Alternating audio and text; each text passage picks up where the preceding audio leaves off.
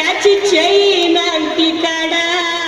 सोन्या, हे माझ्या सोन्या, तुझी आठवण येईल अशी एकही वस्तू मी घरात ठेवणार नाही. सोन्या, समजलं ना मी काय बोलते?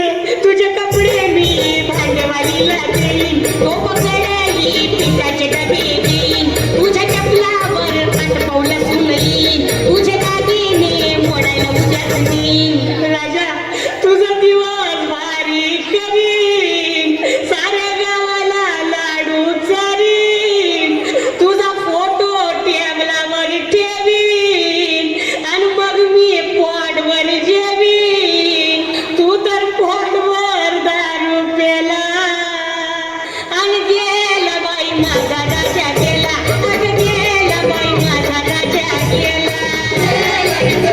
नवरा गेला, नवरा गेला.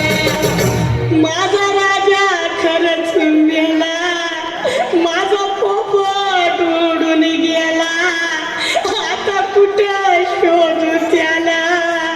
रमेश देवानं लवकर नेला. राजा, हे राजा, तिरडीवर नीट झोप बरं का, बिलकुल हालचाल करायची नाही. डार्लिंग, समजलं ना? तुला सांगून ठेवते, हालचाल करायची नाही. करू नको तू काही, डोळे उघडायची करू नको तू काही, आला मैदाला कवी प्रतीक बाई. राजा, मसनात गडबड करू नको बरं का, आणि तो तोंडातला सोन्याचा मणी गिळू नको. उद्या राग सावडायला आले ना मी, मग मला भेटला पाहिजे. कसं